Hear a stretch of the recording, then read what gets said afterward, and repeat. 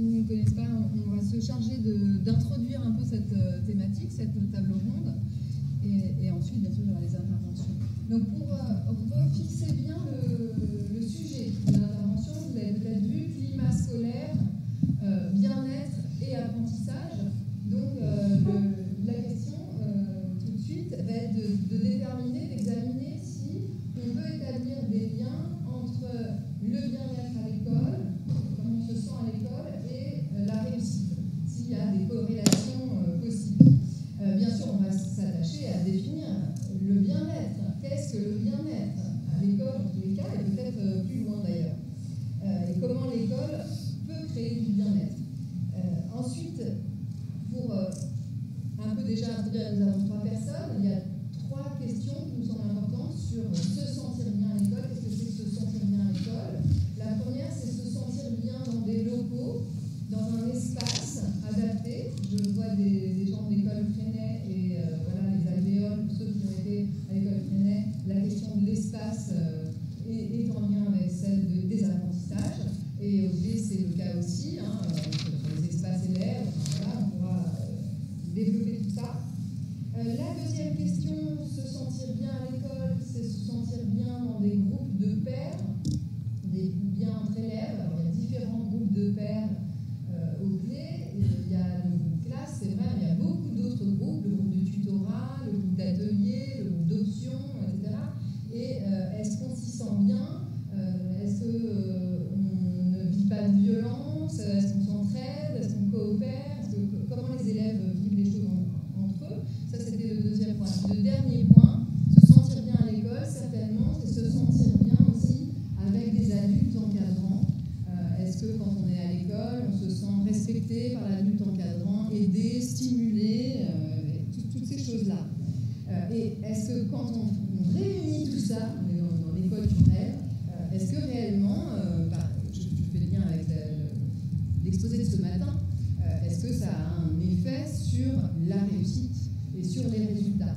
Alors, on a une enquête qui fait date au clé, qui a été réalisée par Benjamin Moignard, justement sur le bien-être à l'école, et qui a permis de comparer, de mettre en regard comment les élèves du clé se sentent par rapport, avec les mêmes indicateurs, les mêmes questions, par rapport à un établissement classique.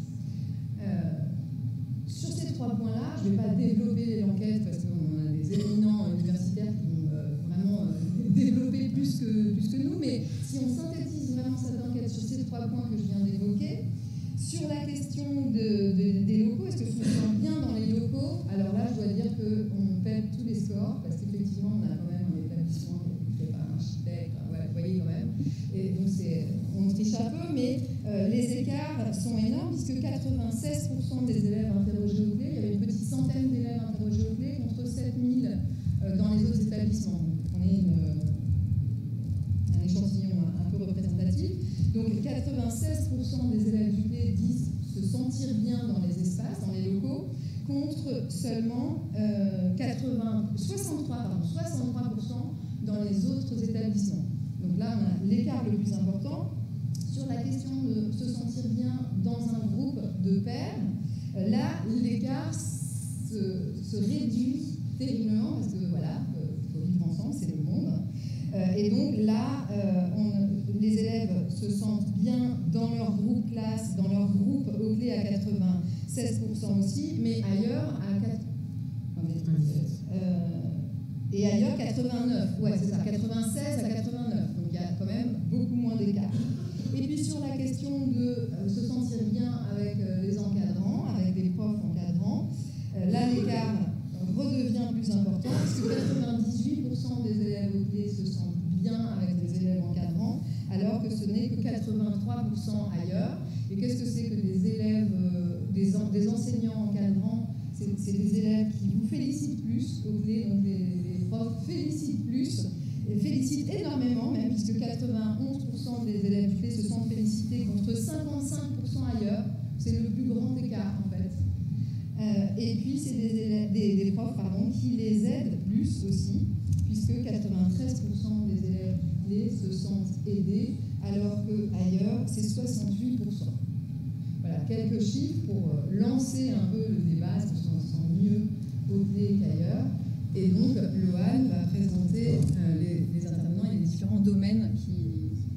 Oui, donc pour traiter le thème de cette table ronde, nous aurons tout d'abord Laurent Lesquarche, donc chercheur en sciences de l'éducation à l'université de Caen et à l'INSPE de Caen, qui a travaillé avec nous aux clés à 2 reprises. La première fois en 2011-2012 autour d'une recherche-action sur la réussite de tous les élèves, de tous les collégiens, plus précisément. Et plus récemment, en 2016-2018, autour d'une expérimentation autour d'un dispositif qu'on appelle les modules, sur la modularisation des enseignements qu'on a pu mettre en place donc là, depuis quelques années. Ensuite, Lise Bourdelopage interviendra, donc professeure des universités à Lyon 3 en géographie, docteur d'économie. Elle travaille avec le labo EVS autour de thématiques de recherche qui sont le bien-être, la nature en ville et l'attractivité territoriale. Et enfin, Antoine Devos, chef de service psychiatrique pour adolescents à Aunay et Bayeux, président de l'EPE, École des parents et des éducateurs, qui est sensibilisé aux questions de pédagogie et de psychologie institutionnelle, notamment autour spécifiquement de l'école de la Neuville et de Fresnay. Voilà. Cette table ronde se déroulera en plusieurs temps. On commencera par écouter Laurent Lesquarche, puis ces deux partenaires de table ronde pourront réagir, et ainsi de suite. Et à la fin, vous pourrez poser des questions à nos trois intervenants pour leur faire part de vos questionnements ou de vos réactions. Une vingtaine de minutes pour chaque intervention pour préparer le public, voilà, et que vous puissiez vraiment dérouler votre pensée. D'accord. À toi, Laurent. À moi de commencer. À l'heure de la sieste, on va essayer d'être à peu près bon. Voilà. Déjà, moi, je vais vous remercier de l'invitation, parce que ça fait un peu une émotion d'être aux clés pour les 40 ans, sachant que voilà, on est dans des pédagogies qui à la fois sont très... Enfin, on ne sait jamais si on peut les situer comme innovantes ou pas. Pareil pour l'école Fresnay, d'une certaine manière, quoi. Quand on a 40 ans de pratique, la nouveauté est relative, et pourtant, pour l'institution, il y a tout un tas de choses que vous avez développées qui apparaissent loin d'être évidentes dans la plupart des établissements. Donc je vais essayer de présenter moi en 3 temps. D'abord, dire comment nous, on voit la question du bien-être du point de vue de recherche que je situerais comme pédagogique, c'est-à-dire ce qui nous occupe. Alors je vais dire nous, parce que je ne travaille pas du tout seul à l'université de Caen. Quand on a fait des recherches ici, j'avais ma collègue Émilie Dubois de Rouen, Marie Vergnon, Isabelle Harlet, Carole Daverne. Et puis aussi, dans la grande réflexion qu'on a, on travaille aussi avec Nathalie Dupont, qui est ici. Donc voilà, je me fais le porte-parole d'une réflexion qui est collective, et sur laquelle nous, on se demande, en fait, est-ce que certaines pratiques pédagogiques seraient quand même plus favorables que d'autres aux apprentissages des jeunes, en essayant de ne pas être non plus, de tomber parfois dans la naïveté de pratiques qu'on pourrait trouver spontanément assez sympas, et qui pour autant peuvent peut-être poser des petits problèmes d'apprentissage. Donc voilà. Et donc la question du bien-être, nous, c'est quelque chose qu'on travaille depuis très peu de temps sous ce nom-là, en fait. Puisqu'on est sur, comme la bienveillance, voilà, on est sur des sujets qui aujourd'hui sont très à la mode dans le vocabulaire de l'institution. Dans tous les projets cités éducatives, on parle de bien-être. Et la question, c'est qu'est-ce qu'il y a derrière? Certains connaissent peut-être Franck Lepage et son travail sur la langue de bois, mais il y a un vrai risque que la question du bien-être soit utilisée d'une certaine manière pour masquer tout un tas de pratiques, ou en tout cas pour pas les réfléchir, au contraire, quoi. Et donc, du coup, nous, on a essayé dans une recherche, alors ça m'a amené à relire ce qu'on a fait dans nos recherches avec vous, votre invitation, mais là, on vient de finir une recherche, par exemple, dans une école primaire au Havre, sur justement cette question du bien-être, qui nous a obligés à aller regarder ce qui se joue. Et moi, j'étais surpris, c'est-à-dire, on a trouvé beaucoup plus de choses qu'on aurait pensé. C'est-à-dire que si on prend ces mots-là au sérieux, en fait, ça nous pose des vraies questions pédagogiques. La première, c'est pourquoi est-ce qu'on se pose la question du bien-être des enfants à l'école? Ça devrait peut-être aller de soi. Enfin, donc ça veut dire que l'école est potentiellement un lieu de mal-être. J'ai entendu une conférence ce matin qui me laisse à penser que c'est pas impossible. Donc en fait, ça doit nous interroger aussi en tant que pédagogue, quoi, par rapport à ce que c'est. Donc en fait, sur cette question du bien-être, nous on utilise, je vous donnais juste les quelques éléments un peu notionnels qu'on utilise. On relie ça effectivement au climat scolaire, sachant que sur la question du climat scolaire, on est sur des questions très très proches, quoi. Il y a un postulat implicite qui serait qu'améliorer le climat scolaire permettrait, alors on va jouer sur la qualité de vie à l'école, mais dans tous les théories du climat scolaire, notamment celle de Canopé, il y a des choses qui sont très larges dont on se demande parfois le lien direct, par exemple les pratiques partenariales, la coéducation, la justice scolaire, les stratégies d'équipe, tout ça fait partie de la réflexion sur le climat scolaire.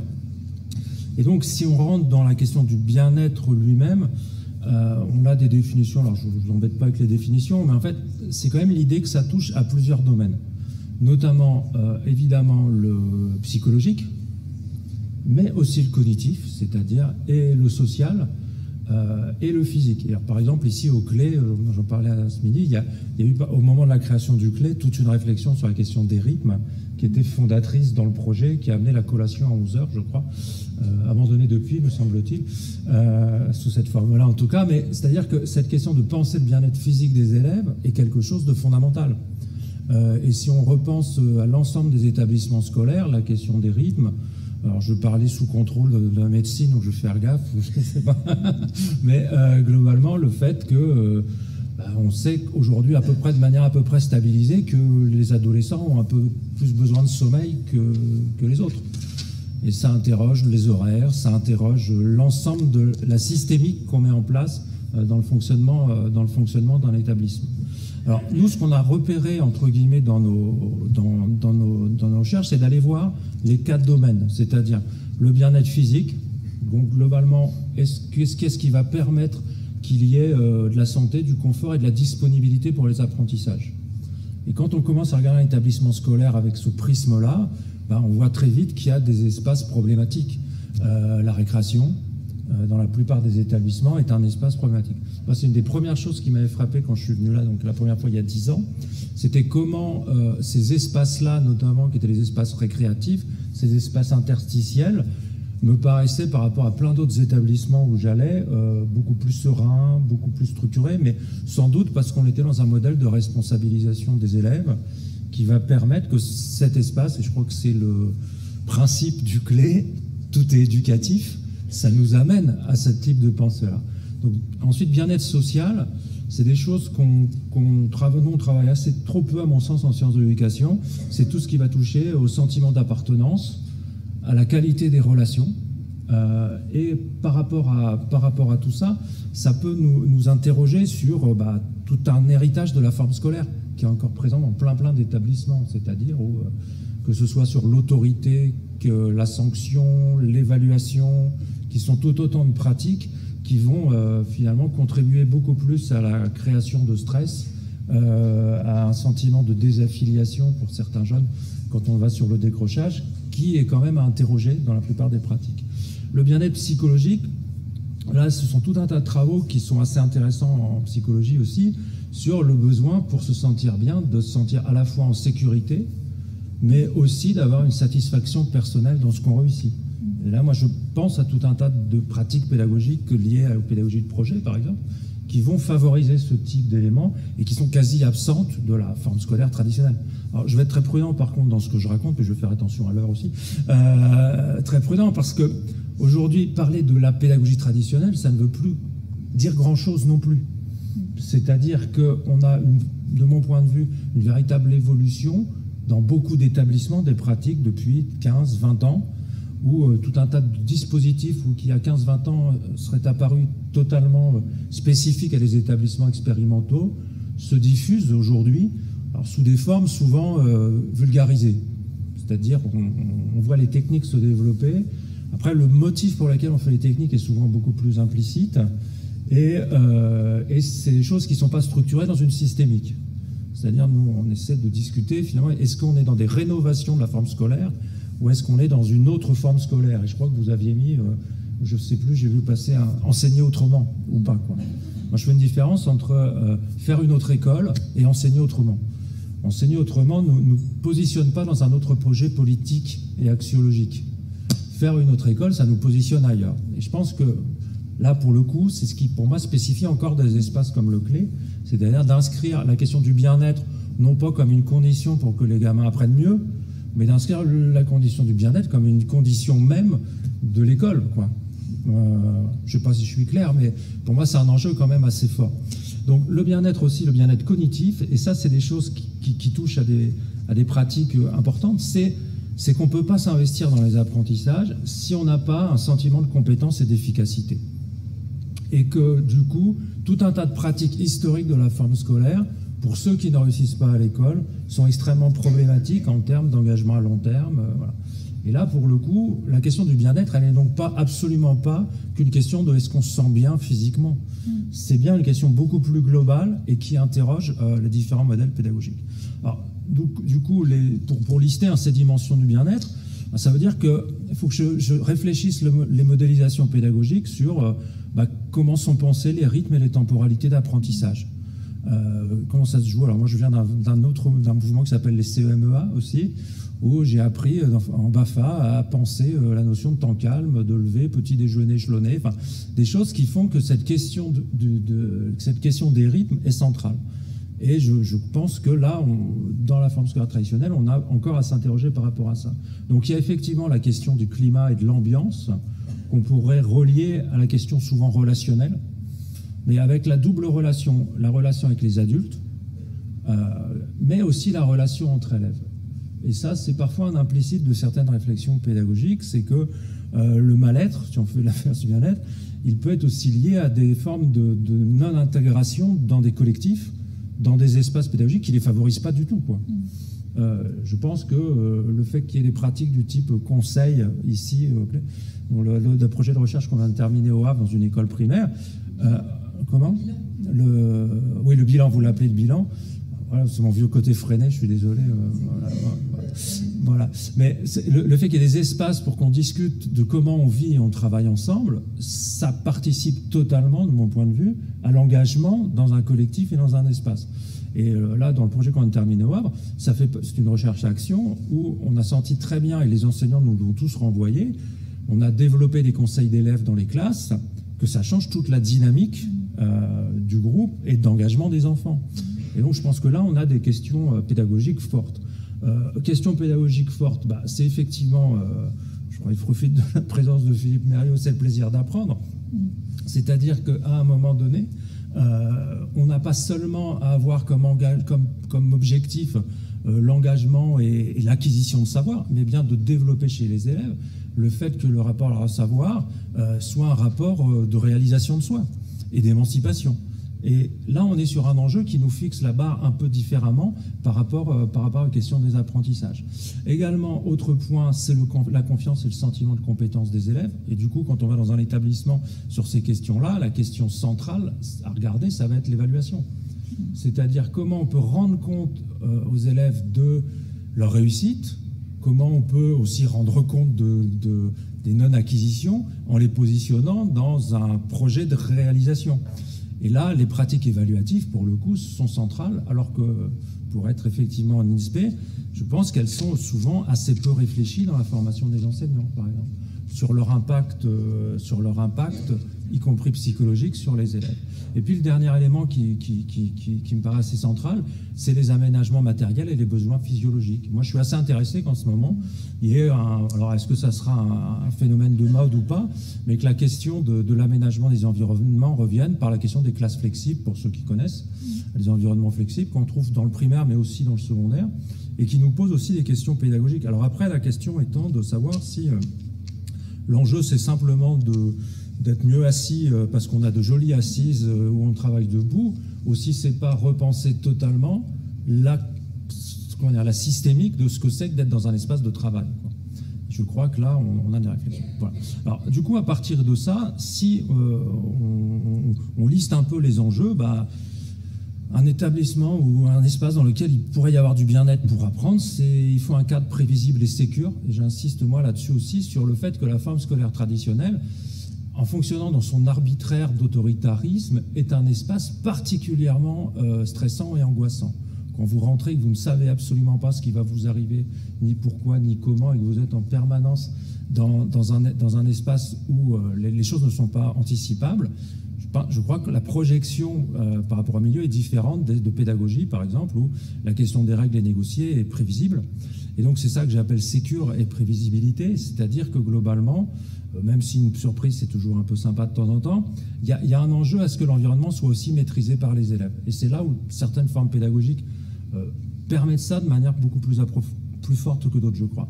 L'accompagnement personnalisé, c'est-à-dire ne pas être pris, là encore, un principe du clé, l'élève est une personne, mais c'est-à-dire voilà, permettre que dans l'espace collectif, je ne sois pas qu'un numéro, mais que je sois bien une personne prise en compte dans ses spécificités. L'évaluation dans sa dimension formative, voire formatrice, la responsabilisation, le sentiment d'appartenance, des relations positives aux adultes et aux pairs, l'expérience de la réussite.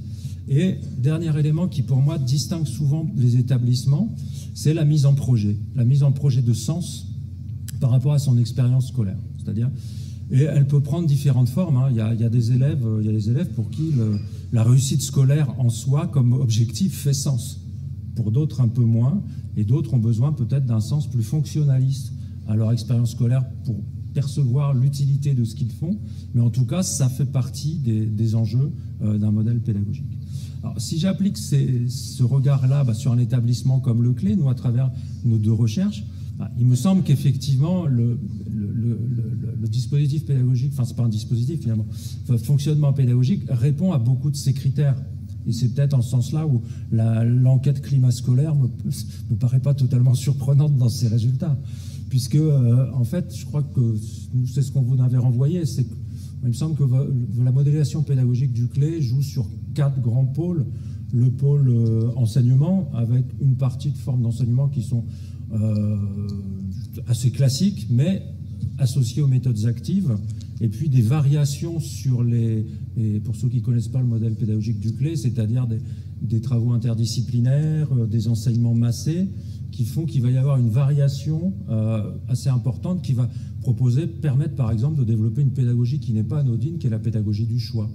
Être dans un espace où tout ce que je fais m'est imposé, et un espace où je peux choisir des activités ou proposer des activités, je ne suis pas dans la même place dans cet espace. Donc tout ce versant, le deuxième élément de la modélisation pédagogique du Clé, moi, qui m'a paru intéressant du point de vue du bien-être, c'est toute l'activité d'accompagnement, avec le fait qu'effectivement les élèves puissent avoir des adultes référents, interlocuteurs dans les questions d'orientation, de résultats scolaires, mais aussi en partie de vie personnelle dans l'établissement. Chose qu'on ne trouve pas dans tous les dispositifs. C'est sans doute un peu différent entre le primaire et le secondaire d'ailleurs, parce qu'un enseignant du primaire a une connaissance personnelle de ses élèves assez forte. Dans certaines disciplines, dans l'enseignement secondaire, c'est compliqué quand on a les élèves 1 heure par semaine de vraiment les connaître. Hein. Bon, voilà. Mais je crois que c'est un pôle essentiel d'une modélisation pédagogique qui penserait à la question du bien-être. Le troisième pôle, c'est le pôle citoyenneté, c'est-à-dire, je vais le dire comme ça, je me sens appartenir à une patrie ou quelque chose comme ça. C'est-à-dire que dans un établissement, ce sentiment d'appartenance, ce sentiment d'intégration dans la vie avec les autres et aussi d'avoir pouvoir, ou en tout cas au moins de comprendre ce qui se passe dans cet établissement pour ne pas le vivre comme arbitraire, me semble fondamental. Et je crois que c'est donc les moments de bilan, les moments de parler le scolaire, à ce titre-là, me paraissent assez importants. Et enfin, le dernier élément, c'est tout le pôle lié à l'ouverture culturelle, qui fait qu'un établissement scolaire n'est pas, du coup, et c'est dans le modèle du Clé assez clair, n'est pas qu'un espace dans lequel on bachote, c'est bien un espace dans lequel on essaie de reconstruire et de construire un rapport au savoir dans le plaisir et de la découverte culturelle. Et donc là, ceux qui connaissent pas le modèle du Clé, c'est toutes les activités d'ateliers, de projets culturels qui vont permettre d'avoir ce versant-là relativement développé par rapport à d'autres modèles pédagogiques plus classiques. Voilà. Donc du coup, par rapport à ces enjeux-là, il me semble que réfléchir pédagogiquement le bien-être, ça suppose aussi de penser que c'est un changement de métier, notamment pour les enseignants. C'est-à-dire, c'est là où je parlais des rhétoriques qui reviennent très fréquemment et très souvent dans les intentions. Mais si je commence à penser un espace pédagogique avec tous ces critères-là, je vais être obligé d'avoir quelques déplacements de professionnalité à envisager. Et notamment une reformulation du cœur de métier, c'est-à-dire l'enseignant comme étant l'organisateur d'un espace d'apprentissage dans lequel, à certains moments, il enseigne, mais pas seulement. Et il me semble que c'est nous ce qu'on avait renvoyé dans les travaux faits ici au CLE. Il me semble que c'est ce déplacement de professionnalité qu'on observe et qui est sans doute une des conditions de ça. La question aussi du coup de l'emploi du temps. Alors je préparais, nous ce qui nous a surpris la première fois qu'on est venu au CLE, c'est la maîtrise du tableau Excel. Le deuxième projet de recherche, c'était un projet modulaire où les collégiens étaient mélangés par classe, 5e, 4e, 3e, 2 fois par semaine, avec une pédagogie du choix. Si vous ne maîtrisez pas le tableau Excel, vous ne pouvez pas faire, quoi. Mais je plaisante avec ça, mais je pense que c'est un enjeu, c'est-à-dire que c'est beaucoup plus facile de penser un espace pédagogique où finalement on répartit des matières, on ne fait pas trop d'interdisciplinarité, on remplit des cases. Et dès lors que vous allez penser l'ensemble de ces dimensions, eh bien, effectivement, ça veut dire penser des emplois du temps extrêmement diversifiés, des variations de situation, des changements de posture pour les élèves et pour les enseignants.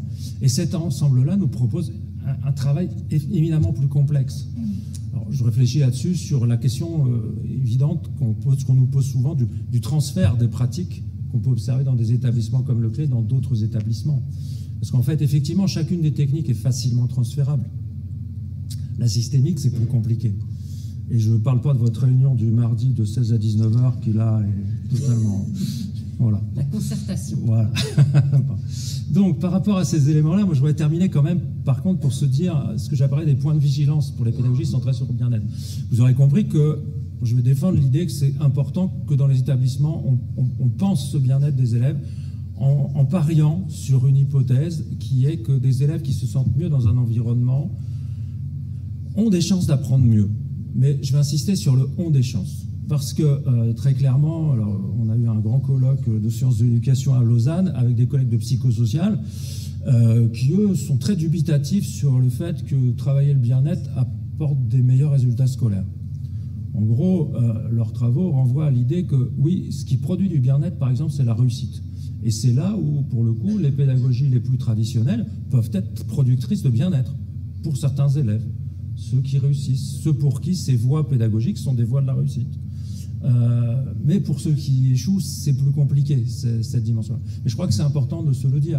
C'est-à-dire que là, il y a un cercle vertueux aussi de la réussite qui est à penser dans nos dynamiques pédagogiques pour l'ensemble des élèves. Le deuxième élément, c'est qu'une entrée par le bien-être, et on est dans des effets de mode sur les pédagogies alternatives. Un courant qui se développe beaucoup en ce moment, c'est les écoles démocratiques, qui sont des écoles inspirées de la pédagogie Sudbury, qui renvoient en partie à la pensée d'un pédagogue qui est Neil, qui en fait sont fondées sur des pédagogies libertaires, où on n'impose rien aux enfants, peu de choses, et où le centre, c'est que de la pédagogie de projet. Ce qui, dans des perspectives, je ne sais pas, de raccrochage scolaire sur des temps courts, n'est pas forcément inintéressant, mais ce qui, comme projet scolaire exclusif, moi, m'interroge. C'est-à-dire que derrière le bien-être, c'est peut-être utile, ça me semble à peu près nécessaire, mais c'est surtout pas suffisant.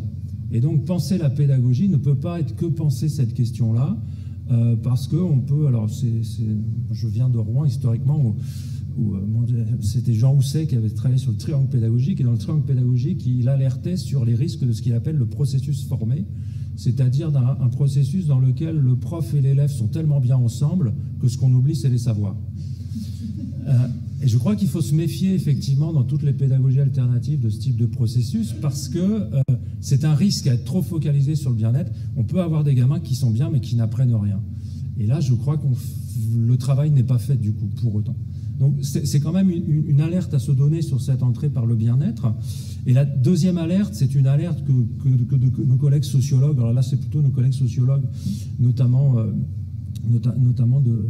qui travaillent à partir des travaux de notre sociologue qui est Bernstein, qui a travaillé sur ce qu'il appelle les pédagogies invisibles. Ça serait ce qu'on pourrait appeler l'activisme naïf des hyper-pédagogues. C'est-à-dire le fait de croire aussi que baisser les exigences d'apprentissage pour que les enfants soient mieux, faire ce qu'on appelle des pédagogies invisibles, c'est-à-dire faire vivre de l'activité, du projet, mais sans mettre en évidence les enjeux de savoir associés à ces pratiques, contribue en fait simplement à remobiliser des aptitudes sociologiques à la réussite scolaire bourdieusienne pour le coup, c'est-à-dire à travers les activités de projet, certains élèves comprennent parce qu'ils ont été socialisés à ça, qu'il y a des enjeux d'apprentissage scolaire et transforment ces expériences en savoir. D'autres ne peuvent très bien vivre que la surface de l'activité, les traits de surface de l'activité, avoir passé un bon moment. Et là, du coup, on est aussi sur un enjeu qui, pour moi, est associé, c'est ne pas oublier que toutes ces pédagogies différentes qui se posent la question du bien-être, on va se poser aussi la question des savoirs et du projet d'apprendre. Voilà, et je vais m'arrêter là-dessus. Merci beaucoup.